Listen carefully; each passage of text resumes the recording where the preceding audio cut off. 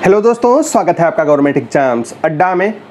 दोस्तों, मैं हूं Umanath Pandey, CBSE affiliated school में बायोलॉजी लेक्चरर। इस वीडियो में हम बात करने वाले हैं सीबीएसई के क्लास 12th और क्लास 10th के एग्ज़ाम के बारे में। क्यों बात करने वाले हैं इसके बारे में मैं थोड़ा सा बता दूं। आज एनपीएससी इंडिया की कॉन्फ्रेंस थी जिसमें क्लास 10th के मार्क्स कैसे अपलोड करने हैं, कैसे उनका रिज़ल्ट प्रिपेयर करना है, स्कूल को रिज़ल्ट कमेटी कैसे बनेगी, उसकी गाइडलाइंस को डिटेल में बताने के लिए सीबीएसई और एनपीएससी के कोलैबोरेशन में एक साथ में उनका एक सेमिनार था या एक कह लें वेबिनार था, जिसमें हम सभी लोगों को जुड़ने के लिए कहा गया था। खास करके उन सभी लोगों को जो सीबीएसई एफिलिएटेड स्कूल में हैं और जो रिज़ल्ट कमेटी का हिस्सा हैं, मतलब जिन्हें अपने अपने स्कूल का रिज़ल्ट प्रिपेयर करना है, उन्हें खास तौर से इसके बारे में कहा गया था। लेटर भेज करके सभी स्कूल्स के प्रिंसिपल से कहा गया था कि आप सभी लोगों को इन्फॉर्म कर दें, सभी लोग उससे जुड़ेंगे। और उसमें डॉक्टर संयम भारद्वाज जी थे जो परीक्षा नियंत्रक हैं। चेयरमैन थे श्री मनोज सिन्हा जी जो कि चेयरमैन हैं सीबीएसई के। उसके अलावा माननीय अवस्थी जी जो कि एनपीएससी की चेयरमैन है। इसके अलावा भी बहुत सारे डिग्निटरीज जुड़े थे उसमें, जिन्होंने काफ़ी डिस्कस किया। और मुझे लगता है कि मैं उसका निचोड़ आपको बता दूं ताकि आपकी बहुत सारी कन्फ्यूजन्स दूर हो जाएं और आप ये कंक्लूड कर सकें कि क्लास 12th में क्या हो सकता है, क्लास 10th में क्या हो सकता है। क्योंकि आज के कॉन्फ्रेंस से या वेबिनार से क्लास 12th को लेकर के भी बहुत सारी बातें क्लियर हो गई। क्लास 10th के बारे में तो स्पेशली ये वेबिनार था ही, तो हम इसी के बारे में और बात करेंगे। लेकिन बच्चों, मैं इसके बारे में डिटेल में बात करूं उससे पहले मैं थोड़ा सा आपको बताना चाहूँगा कि ये वीडियो थोड़ा सा लंबा हो सकता है, क्योंकि डिटेल में आपको बातें बतानी है ताकि जो आपका कन्फ्यूज़न है, जो आपको प्रॉब्लम है, जिस वजह से आप डिप्रेशन में हो, वो दूर हो। तो हम डिटेल में बात करेंगे। और अभी तक हो सकता है बहुत सारे लोगों ने बहुत मिर्च मसालेदार वीडियोस आपको बना करके भ्रम में डाल दिया हो। क्या हुआ एग्जैक्टली इसको देखने के लिए एनपीएससी इंडिया की जो यूट्यूब चैनल है, उसका ऑफिशियल यूट्यूब चैनल, उस पर भी पूरा वीडियो अपलोड है। आप चाहो तो उसको भी देख सकते हो। लगभग 2 घंटे का वीडियो होगा। नहीं तो इस वीडियो को पूरा देखिएगा। और हाँ, मैं आपको बहुत धन्यवाद देना चाहता हूँ। आप लोगों ने बहुत अच्छे से सपोर्ट किया है और हमारे चैनल को सब्सक्राइब भी किया है अधिक मात्रा में, और वीडियोज़ को लाइक और शेयर किया है। और बहुत सारे अच्छे बच्चों तक वो बातें पहुँची हैं, वो हमारा धन्यवाद दे रहे हैं। और मैं आपको धन्यवाद दे रहा हूं कि आप इसमें कंट्रीब्यूट कर रहे हो, हमें सपोर्ट कर रहे हो। और इस वजह से जो ऑथेंटिक इन्फॉर्मेशन है जो कि सिर्फ हमारे चैनल पर आपको मिलती है, वो स्प्रेड हो रही है। और इसमें आपका बहुत बड़ा योगदान है। मैं बहुत बहुत धन्यवाद देता हूं और उम्मीद करता हूं कि आपका ये सहयोग आगे भी ऐसे जारी रहेगा, ताकि हमें भी थोड़ी सी प्रेरणा मिलती रहे कि हम आपके लिए ये ऑथेंटिक अपडेट्स लेकर के आएँ। सीबीएसई के अंदर क्या हो रहा है, बाहर क्या हो रहा है, क्या होने की संभावना है, ये आपको पता चले, ताकि इसकी वजह से जो आपका टेंशन है वो दूर हो सके। आइए मुद्दे पर आते हैं। तो बच्चों, क्लास 10th का एग्जाम कैंसिल हो गया है। Marking scheme, marking pattern, tabulation of marks के बारे में सीबीएसई ने 1 मई को अपलोड कर दिया था और कहा था क्लास 10th का रिजल्ट बनाना है। प्रिंसिपल जो होंगे रिजल्ट कमेटी के चेयरपर्सन होंगे और वो 5 अलग अलग सब्जेक्ट वालों को, मतलब 3 साइंस, मैथ और एसएसटी, और 2 लैंग्वेज वालों को अपॉइंट करेंगे रिजल्ट कमेटी में। 2 किसी और स्कूल से अपॉइंट करेंगे रिजल्ट बनाने के लिए।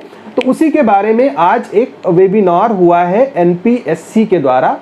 NPSC national progressive schools coalition या कॉन्फ्रेंस, जो भी है इसका पूरा नाम, शायद मुझे याद नहीं आ रहा है। तो इसके तत्वाधान में एक कॉन्फ्रेंस हुआ था, वेबिनार हुआ था, जिसमें सीबीएसई के बहुत बड़े बड़े आला अधिकारी जुड़े हुए थे और उन्होंने बहुत सारी सूचनाएं शेयर की। क्लास 10th के बारे में शेयर की, लेकिन क्लास 12th की जो संभावना नजर आई उसको मैं सबसे पहले डिस्कस करना चाहता हूं। बच्चों, पढ़ाई में डाउट्स आते हैं तो घबराइए मत, सबका सॉल्यूशन है डाउटनट।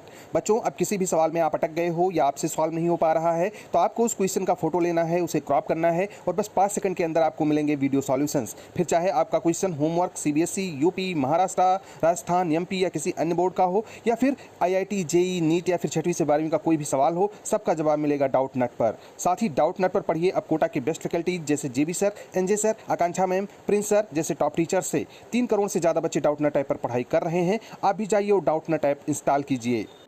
पूरे कॉन्फ्रेंस में, पूरे वेबिनार में, बार बार मैं कॉन्फ्रेंस कह दे रहा हूं बच्चों, सॉरी, पूरे वेबिनार में बहुत देर तक डॉक्टर संयम भारद्वाज जी ने अपनी बात रखी। अवेलेबल है, आप देख भी सकते हो उसे। और उसमें क्लास 12th का कहीं डायरेक्टली जिक्र नहीं किया, लेकिन जितनी देर वो बोले एक बात पे उनका कंप्लीट फोकस रहा कि जब भी रिजल्ट आप बनाएंगे किसी भी तरीके से स्कूल में आ करके या कहीं फोर्सफुली बुला करके किसी की जान जोखिम में नहीं डालनी है। आप दूर रह करके जितना संभव हो अपनी सुरक्षा करते हुए ये काम करेंगे। अगर विद्यालय नहीं आ सकते हैं, घर बैठ के बनाइए, आने की ज़रूरत नहीं है। और वर्तमान परिस्थितियों में सबसे महत्वपूर्ण काम ये है कि आप अपनी लाइफ का ध्यान रखें, अपने स्वास्थ्य का ध्यान रखें, क्योंकि अगर आप सुरक्षित रहेंगे तभी हम सुरक्षित हैं। और अगर आप में से किसी को कुछ हो गया तो शायद पूरी ज़िंदगी मुझे इस चीज़ का अफसोस रहेगा। एक दो दिन रिजल्ट देर हो सकता है, एक दो दिन नंबर, एक दो चार नंबर किसी को कम ज़्यादा मिल सकते हैं, लेकिन किसी की लाइफ चली जाए इससे कॉम्प्रोमाइज़ नहीं किया जा सकता है। तो उन्होंने बार बार ये बात कही कि हम किसी भी तरीके से नहीं चाहते हैं कि बच्चों की या टीचर्स की जो हमारे हैं उनकी लाइफ किसी तरीके से खतरे में आए, और इसी वजह से हम उनको स्कूल बुलाने पर जोर नहीं देंगे। मतलब साफ है कि सीबीएसई किसी भी तरीके से टीचर्स को स्कूल नहीं बुलाना चाह रही, और वो भी किस काम के लिए, वो भी रिजल्ट की प्रिपरेशन के लिए कि रिजल्ट तैयार होना है, 20 जून के आसपास रिजल्ट देना है सीबीएसई को। तो रिजल्ट के लिए वो टीचर्स को स्कूल नहीं बुलाना चाह रही, कह रही घर बैठ करके काम करो, जो कि बहुत इंपॉर्टेंट है। तो सोचो एग्जाम कंडक्ट करवाने के लिए बुलाना तो बिल्कुल नामुमकिन सा है। उसमें सीबीएसई ने एक बात और कही कि हम इस बार जो बच्चे क्लास 10th में फेल हो जाएंगे उन बच्चों को कंपार्टमेंट एग्जाम में बैठने का मौका देंगे, लेकिन वो कंपार्टमेंट एग्जाम या एसेंशियल रिपीट जो होगा वो इसमें जो बच्चे आ जाएंगे या जो कंपार्टमेंट में सेलेक्ट हो जाएंगे, कंपार्टमेंट कैटेगरी में रखे जाएंगे, इन बच्चों का एग्जाम होगा। और वो एग्जाम ऑनलाइन भी हो सकता है, ऑफलाइन भी हो सकता है, और स्कूलों को करवाना होगा। मतलब ऑनलाइन का विकल्प उन्होंने दिया, मतलब स्कूल अगर बंद रहते हैं तो ऑनलाइन एग्जाम करवा करके इन बच्चों का रिजल्ट, जो कंपार्टमेंट वाले हैं, इनका रिजल्ट अपलोड कर दिया जाए। कहने का मतलब कि उनका स्कूल खोलने पर कहीं भी कोई फोकस नहीं है और बिना स्कूल खोले एग्जाम पॉसिबल नहीं है क्लास 12th वालों का। तो ज़्यादातर संभावना यही लग रही है कि इन बच्चों का एग्जाम कैंसिल हो जाएगा। आज घोषणा उसकी नहीं हो रही, अनाउंसमेंट नहीं हो रहा है, लेकिन किसी दिन अनाउंसमेंट होगा जिस दिन उसका डेट होगा और ये एग्ज़ाम कैंसिलेशन की तरफ बढ़ता हुआ दिख रहा है। लेकिन फिर भी मेरी सलाह है कि बच्चों जब तक ये ऑफिशियली कैंसिल नहीं हो जाता, अपनी सुरक्षा के लिए, अपने खुद के कॉन्फिडेंस के लिए इसको पढ़ते रहिएगा, ताकि अगर किसी परिस्थिति में जिसकी संभावना ना के बराबर है एग्ज़ाम हो जाता है तो आपका नुकसान ना। आते हैं क्लास 10th पे बच्चों। तो क्लास 10th के बारे में बहुत सारे वीडियोस आपने देखे होंगे कि किस तरीके से मार्किंग होनी है। जो दो तीन बातें महत्वपूर्ण रही उस पर मैं डिस्कस करना चाह रहा हूं, और वो डिस्कशन बहुत ज़रूरी है। देखो बच्चों, अगर आपने ये सोच रखा है कि हमको 100% मार्क्स मिल जाएंगे तो ये इम्पॉसिबल है। क्यों इम्पॉसिबल है वो मैं भी थोड़ा सा समझाऊंगा आपको। अगर कोई स्कूल वाले चाह रहे हैं कि हम अपने सभी बच्चों को 99%, 98%, 100% मार्क्स दे देंगे क्योंकि इस बार हमें मिला हुआ है नंबर देने का अधिकार, तो ऐसा भी इम्पॉसिबल है। सीबीएसई ने साफ कर दिया है कि ये आप नहीं कर पाओगे। नंबर देते समय आपको ध्यान रखना होगा कि जो पिछला 3 साल है, 17-18, 18-19 और 19-20, इन 3 सालों में से कोई एक साल आपको चुनना होगा जिसमें आपका रिजल्ट सबसे अच्छा रहा हो। उस साल के नंबरों को देखते हुए आपको रिजल्ट बनाना है।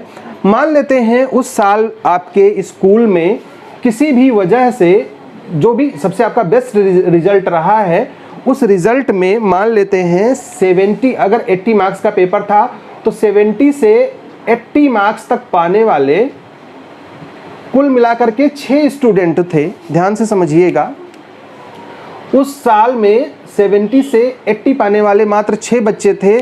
तो इस साल भी आप 6 ही बच्चों को उसमें रख सकते हो, 6 बच्चों से ज़्यादा आप उस कैटेगरी में नहीं दे सकते। अगर किसी साल, उस साल मान लिया 26 मार्क्स से कम पाने वाले 4 बच्चे थे, तो 4 बच्चों से ज़्यादा या कम आप इसमें नहीं रख सकते। ये बात भी सीबीएसई ने कही है। कहने का मतलब उसने बाउंड कर दिया है कि जो 3 साल का परफॉर्मेंस होगा उसमें जो ईयर आप चुनेंगे उसी के अकॉर्डिंग आपको रिजल्ट बनाना होगा। मतलब 100% सबको मार्क्स दे दिए जाएं, ये पॉसिबल नहीं है। अगर किन्हीं 10 बच्चों को बहुत अच्छे नंबर दे दिए गए, 99% या 100% दे दिया गया, तो उस कंडीशन में कुछ बच्चों के नंबर कम करने पड़ेंगे और ऐसा स्कूलों को मजबूरी में करना पड़ेगा ताकि उनका जो ओवरऑल एवरेज है वो रेफरेंस ईयर से मैच करे। मैच नहीं करेगा तो सीबीएसई की पोर्टल पर वो लोग आपका रिजल्ट अपलोड नहीं कर पाएंगे। एक तो बात ये हो गई। दूसरी बात जो यहाँ पर इंपॉर्टेंट है मैं बताना चाहूँगा, मॉडरेशन खुद से इस बार स्कूलों को करना है। मतलब वो नंबर को आपके कम ज़्यादा करके अपने हिसाब से मॉडिफाई करके भेजेंगे। सीबीएसई किसी भी तरीके की मॉडरेशन पॉलिसी खुद से नहीं लगाएगी। एक चीज़ वो करेंगे, उन्होंने कहा है कि हम ग्रेस मार्क्स बच्चों को देंगे।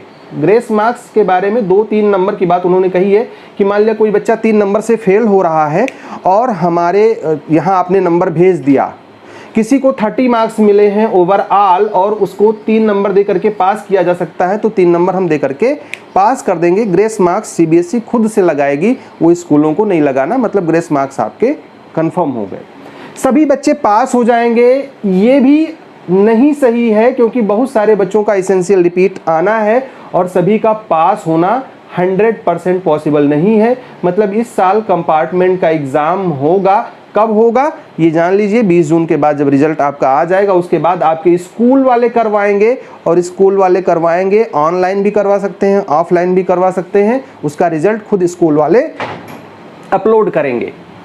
बात करते हैं कंपार्टमेंट इम्प्रूवमेंट और प्राइवेट के बच्चों की जो क्लास 10th में हैं और बहुत डरे हुए हैं कि सर हमारा तो कुछ सीबीएसई ने नाम ही नहीं लिया। तो बच्चों आपके क्राइटेरिया पे सीबीएसई काम कर रही है और उसने कहा है कि बहुत जल्द ही हम इन बच्चों की जो पॉलिसी है मार्किंग वाली ये दे देंगे और हो सकता है इस पर भी कुछ स्कूल्स को काम करना पड़े। इसके बारे में भी कुछ वहाँ के जो आपका हो सकता है सिटी का कोई मेन स्कूल हो, केंद्रीय विद्यालय हो, नवोदय विद्यालय हो या जहाँ के सिटी कोऑर्डिनेटर हो या किसी स्कूल को अपॉइंट कर दे कि इस एरिया में जितने बच्चे हैं या आपके एरिया में जितने प्राइवेट बच्चे हैं या इम्प्रूवमेंट वाले हैं, कंपार्टमेंट वाले हैं, उनका रिजल्ट आप तैयार करोगे। ऐसा कुछ हो सकता है। इसके बारे में उन्होंने बताया कि हम जल्द ही एक पॉलिसी लेकर के आएंगे, उस आधार पर इन बच्चों को नंबर दिया जाएगा। इसीलिए उस पॉलिसी के बारे में अभी कुछ भी कहना जल्दबाजी होगी।